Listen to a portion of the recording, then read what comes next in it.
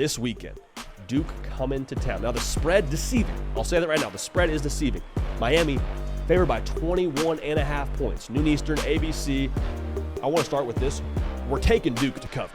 All right, I'll tell you who we have winning here in a second. We're taking Duke to cover that 21.5. That is far too many points. Far too many points. Duke woulda, shoulda, coulda beat SMU this past week with the fact that they had a field goal blocked when they were about to put the nail in the coffin over a top 25 SMU team. College football sickos, make sure you are subscribed. We have had a ton of y'all join the channel throughout the course of the season. We're glad to have y'all here. If you have not yet subscribed, we're glad to have you a part of this. We appreciate you in advance for being dialed in. Speaking of Miami, we keep asking the same question about them throughout the course of the season, which is like, are you guys not tired? Are you guys not emotionally, competitively drained? The Florida State game is what it is. Florida State is just, it's a bad deal over there right now in Tallahassee. But the game against Cal, that goes till like 10:30 Eastern start time for you. You get back to Coral Gables right around like, whatever it was, I want to say darn near 11 a.m. your time, the Sunday after.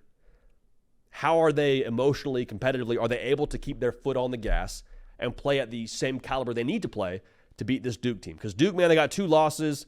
Again, the SMU game is what it is, went to overtime, had a chance to win it with the 2-point conversion. It went how it went. Manny Diaz now, he's going to say all the right things he already has, but you got to believe, man, there's some small part of him that would like to beat the team that fired him as the head coach. Right? You got to think there'd be a little bit of a intrinsic extra motivation there for Manny Diaz. Does his team embody that and take that on and push him forward and push this team forward because of those reasons? That's maybe playing too much into that, but I'm just saying that's a storyline to watch here. Would not be surprised if we saw a fiery Duke outfit with a little bit extra under their wings. So 21.5 points, as we always do on this show.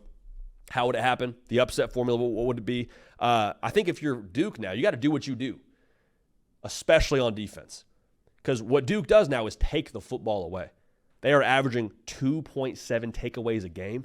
That is good for second best in college football. They force turnovers. You want to have a 21.5 point upset, you force turnovers, all right? Now, Miami has shown now the potential, especially early in a couple of these games, think Vatek, think Cal, kind of sleepwalk a little bit. The fact that this game is a noon kick, I don't think helps the idea around Miami starting fast. So if you're Duke, find a way to get a couple extra possessions. And then usually in this kind of a game, we would say, hey, just find a way to slow the game down, right? Keep Cam Ward off the field. Keep that offense off the field. I actually feel the opposite right now if I'm Duke. I would say go after him. I would say swing your sword. Last week against SMU, opened it up a little bit more than they have all season long. Threw the ball 48 times behind Malik Murphy. Let's do that. Let's get after him early. The thing here for Duke is, can you get Malik Murphy confident? If that name sounds familiar, it's because he played last year in relief of Quinn Ewers when he was injured over at Texas, kept him unbeaten. All right, so the dude's got a big spot experience. This will be no different. And Louisville also had success against Miami throwing the football. Not necessarily a crazy yards per attempt number, but throughout the game, Tyler Shuck went for 342 on the Canes.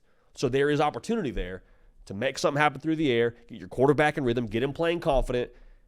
You want to take a confident quarterback to the fourth quarter with it being a close game. Like, that's all I think you can ask for if you're Duke right now. So when it comes to the Miami side of things, here is, I think, the thing we can learn about them. And it's every single week there's a new test for them. There's new learning opportunities for all of us as college football fans. Miami has the better roster, right? That's not saying a lot.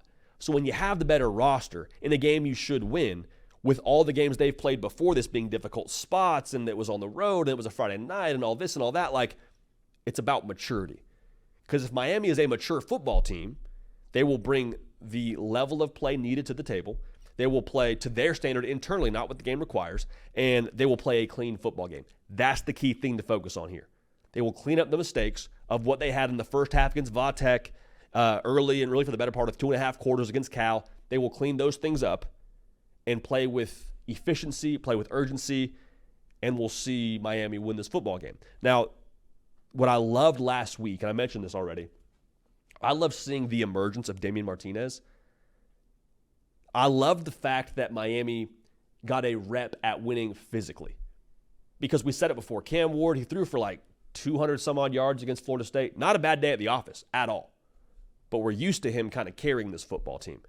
For Miami to be able to run to a victory, I know it was a one-win Florida State. They got issues. I hear that. Just to get a rep at that, though, typically your first rep makes the second rep a lot easier.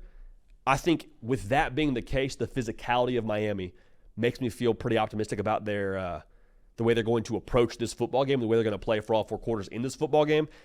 Damian Martinez, like I said, ran for 9 yards a carry against Florida State. Duke does not do a phenomenal job stopping the run. They're allowing 4 yards a carry on the season. So I think Miami has more paths to victory. I think they win the football game. I already told you, I don't think Miami covers at 21.5. Like, I could see this game being a definitive Miami win. I would like a 38-23 game, a 34-20 game, but 21.5 is a lot. And we'll take Miami to win and Duke to cover and enjoy the heck out of it at noon Eastern on ABC.